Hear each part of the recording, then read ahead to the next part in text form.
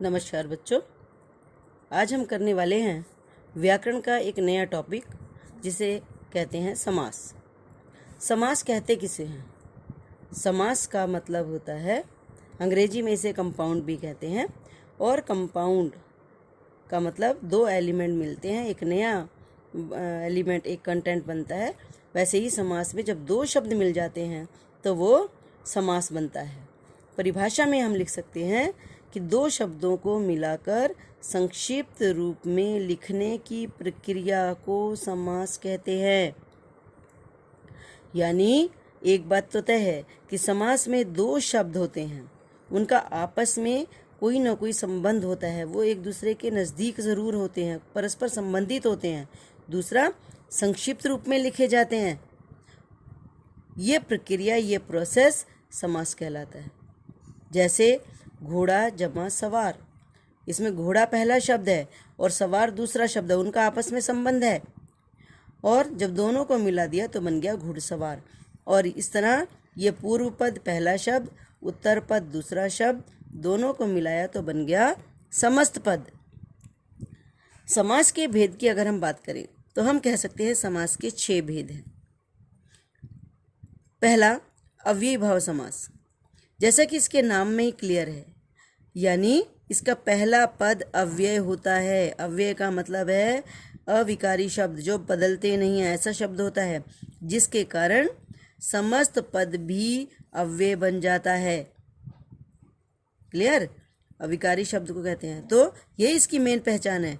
अव्ययीभाव समास का नाम ही इसकी पहचान पर है कि जिसका पूर्व पद अव्यय हो, प्रधान हो, और उसके कारण समस्त पद भी अव्यय बन जाए, वहाँ अव्ययीभाव समास होता है। जैसे यथा शक्ति। अब जब तक शक्ति शब्द अकेला था, इसको आप जैसे चाहे बदल सकते थे। आप इसके आगे उपसर्ग लगा के कुछ बना सकते थे, आप इसके पीछे प्रत्यय लगा कर कुछ बना सकते थे। लेकिन जब इसके आगे यथा लग गया, ये यथा अव्यय है, तो बन गया यथाशक्ति। अब यथाशक्ति बदल नहीं सकता है, किसी भी एंगल से नहीं बदलेगा, ना उपसर्ग से बदलेगा, ना प्रत्यय से बदलेगा, ना लिंग ना वचन। तो ये हो गया अव्यय। किसके कारण हुआ ये? यथा के कारण। और ये इसकी परिभाषा है कि अव्यय, पहला पद अव्यय होता है, जिसके कारण समस्त पद भी अव्यय बन जाता है। समझ आ गई बात? एग्जाम्पल, इसमें एक और विशेष बात है जो आपको आपके याद करने के काम आ सकती है कि जहाँ कहीं भी पूर्व पद यानी पहला शब्द आपको दिखे, यथा, जैसे यथाशक्ति, आजन्म, अनपढ़, भरपेट, ठीक है, कानो कान, रातों रात, इस तरह के शब्द अगर आते हैं तो वो भी अव्ययीभाव की पहचान होते हैं। प्रति शब्द अगर आपको कहीं दिख जाए, जैसे प्रतिदिन, प्रत्यक्ष, ठीक है, वहाँ सब आप पहचान लो कि वहाँ पर अव्ययीभाव समास है। ठीक है। दूसरा समास है तत्पुरुष समास। तत्पुरुष समास में दूसरा पद प्रधान होता है, जैसा कि नाम में मैंने दे दिया, इसको दूसरा नंबर इसलिए दिया आपको याद रहे। दूसरा तत्पुरुष यानी दूसरा पद प्रधान है। इसकी एक और पहचान है जो विशेष है, वो ये कि यहाँ दोनों पदों के बीच में कारक की विभक्ति छिपी हुई होती है। कारक की विभक्ति छिपी होगी दोनों पदों के बीच में, और कब दिखेगी?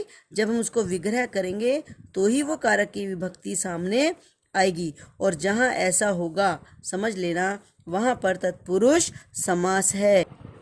तत्पुरुष समास का एग्जाम्पल देख लेते हैं। जैसे घुड़सवार, और हमने जब इसको विग्रह किया, जब हमने इसको अलग अलग किया तो बन गया ये घोड़े पर सवार। तो देखा, घोड़े और सवार के बीच में कारक की विभक्ति आ गई है, और यही इसकी पहचान है। इसमें एक और ख़ास बात जो ध्यान देने की है, कारक के अनुसार तत्पुरुष समास के 6 ही भेद होते हैं। कारक के तो 8 भेद होते हैं, लेकिन क्योंकि 6 कारक ही तत्पुरुष समास में इस्तेमाल होते हैं, इसलिए कारक के अनुसार इसके 6 भेद हैं। 2 कारक हैं, पहला कर्ता कारक और आखिरी है संबोधन कारक। ये दोनों कारक तत्पुरुष समास में प्रयोग नहीं होते, इसलिए कहा गया है कि कारक के अनुसार तत्पुरुष समास के 6 भेद हैं। और जब आप नाम लिखोगे तो पहले कारक का नाम लिखोगे, फिर तत्पुरुष समास। जैसे इसका नाम लिखना हो घोड़े पर सवार, तो पहले लिखेंगे अधिकरण और फिर लिखेंगे तत्पुरुष समास। तो इस तरह इसका नाम लिखा जाएगा। तीसरा समास है द्वंद्व समास। द्वंद्व में दोनों पद प्रधान होते हैं। एक्चुअली द्वंद्व का मतलब होता है मल्लयुद्ध करना, कुश्ती करते हैं ना जैसे, तो दोनों लोग बराबर होते हैं, कोई अंतर नहीं होता है। तो इसलिए कहते हैं इसमें दोनों पद प्रधान होते हैं, दोनों इंपॉर्टेंट होते हैं, दोनों एक दूसरे के विपरीत भी होते हैं। तभी तो मल्लयुद्ध होता है, द्वंद्व युद्ध होता है। दोनों एक दूसरे के विपरीत होते हैं। विपरीत कैसे होंगे? चाहे उनके मीनिंग ऑपोजिट होंगे, चाहे उनके जेंडर ऑपोजिट होंगे, मतलब लिंग के अकॉर्डिंग वो ऑपोजिट होंगे, मीनिंग के अकॉर्डिंग ऑपोजिट होंगे, पर वो दोनों ऑपोजिट ज़रूर होंगे।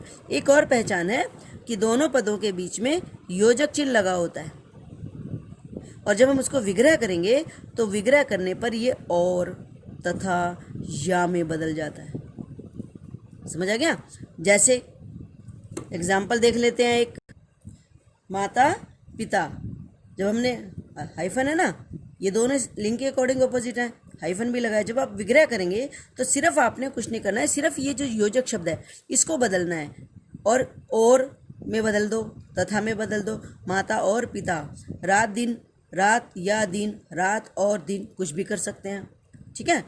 चौथा है बहुव्रीहि समास। बहुव्रीहि समास में चौथा है ना, इसमें पहली बात, इसमें दोनों में से कोई पद प्रधान नहीं होगा, अन्य पद प्रधान होगा, कोई तीसरा ही पद प्रधान होगा। और दूसरा, जब हम विग्रह करेंगे तो उसके अंत में जिसके या जिसका शब्द आता है, ये इसकी पहचान है। जैसे नीलकंठ, अब इसमें पहला पद है नील यानी नीला, और दूसरा है कंठ, दोनों का कोई आपस में संबंध नहीं है, लेकिन ये पूरा का पूरा पद मिल करके नीला है कंठ जिसका, ये शिव जी, ये अन्य पद जो है वो शिव जी है, ये पूरा का पूरा पद मिलके शिव की तरफ संकेत कर रहा है, और यही है अन्य पद। पांचवा समास है द्विगु समास। द्विगु समास में पूर्व पद संख्यावाचक विशेषण होता है, यानी, और जो दूसरा पद होता है, उत्तर पद होता है, वो विशेष्य होता है। यानी हम कह सकते हैं कि पहला पद दूसरे पद की विशेषता बताता है। इसकी एक और खूबी है, जब हम विग्रह करते हैं तो उसके अंत में समूह या समाहार शब्द का प्रयोग होगा। जैसे चौराहा, चार राहों का समूह, नवरात्र, पहला शब्द क्या है? नव माने नौ, रात्र माने रातें, यानी 9 रातों का समूह। समूह इसलिए क्योंकि ये अलग अलग हैं इकट्ठे, लेकिन इंडिविजुअलिटी इनकी बनी हुई है। 9 रातें हैं तो 1 रात, 2 रात, 3 रात। चौराहे हैं तो 4 राह अलग अलग हैं। त्रिफला, 3 फलों का समाहार। अब यहाँ पर क्या है, जब हम 3 फलों को कूट पीस करके जब पाउडर बना देते हैं, उनको मिक्सअप कर देते हैं, तो वो समाहार हो जाते हैं, एक जैसे हो जाते हैं, अलग अलग दिखाई नहीं देते हैं। इसलिए ऐसे उसमें हम शब्द इस्तेमाल करते हैं, समाहार। और छठा समास है कर्मधारय समास। इसकी पहचान ये है कि इसका पूर्व पद, पहला शब्द जो होता है वो गुणवाचक विशेषण होता है, और उत्तर पद विशेष्य होता है। द्विगु समास में क्या था? पहला पद संख्यावाचक विशेषण था, और कर्मधारय में गुणवाचक विशेषण है। यानी यूँ कहें तो दोनों ही समास में पहला पद विशेषण होता है और दूसरा विशेष्य होता है। अंतर है द्विगु में, द्विगु में पहला शब्द गिनती वाला है तो संख्यावाचक विशेषण है, कर्मधारय में गुणवाचक है। एक और अंतर है, कर्मधारय समास में जब हम विग्रह करते हैं तो विशेष्य से पहले जो शब्द का प्रयोग होता है, जैसे महा जमा आत्मा बन गया महात्मा। अब जब महात्मा का विग्रह करोगे तो बनेगा महान है जो आत्मा, यानी ये है विशेष्य और इससे पहले आ गया जो।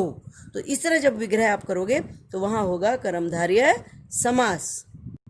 अब सबसे इम्पॉर्टेंट बात जो ज़्यादातर कंफ्यूज करती है बच्चों को, कि बहुव्रीहि और कर्मधारय समास के एग्जाम्पल, जो कर्मधारय समास का एग्जाम्पल है वो बहुव्रीहि में भी आ सकता है, द्विगु समास का एग्जाम्पल है वो बहुव्रीहि में भी आ सकता है, पर जो इनका विग्रह करने का तरीका है वो अलग है। कर्मधारय समास में जब हम विग्रह करते हैं तो विशेष्य के पहले जो शब्द का प्रयोग होता है, लेकिन बहुव्रीहि में क्या है, एंड में जिसके शब्द का प्रयोग होगा। अगर मैं बात करूं पीतांबर की, पीतांबर में पहला शब्द जो है वो गुणवाचक विशेषण है, तो अगर मैं कर्मधारय में विग्रह करूंगी तो पीला है जो अंबर कर्मधारय है, लेकिन अगर मैं कहती हूँ पीला है अंबर जिसका कृष्ण, तो वो चला जाएगा बहुव्रीहि में। सेम चीज़ द्विगु समास में भी है। द्विगु का एग्जाम्पल यहाँ भी हो सकता है और यहाँ भी हो सकता है। मान लीजिए हम कोई एग्जाम्पल चतुर्भुज कर देते हैं। चतुर्भुज, अगर हम चतुर्भुज की बात करें तो हम द्विगु में कहेंगे 4 भुजाओं का समूह, तो ये द्विगु हो गया क्योंकि इसमें समूह लग गया, विग्रह हो गया। लेकिन अगर मैं कहती हूँ 4 भुजाएं हैं जिसकी, तो वो बन जाएगा बहुव्रीहि समास। तो इनके विग्रह पर डिपेंड करेगा कि आप कौन सा समास ले रहे हैं, और यही इसका अंतर है। ठीक है, तो समास हुए पूरे। अगली वीडियो में अगला टॉपिक लेंगे, तब तक के लिए गुड डे।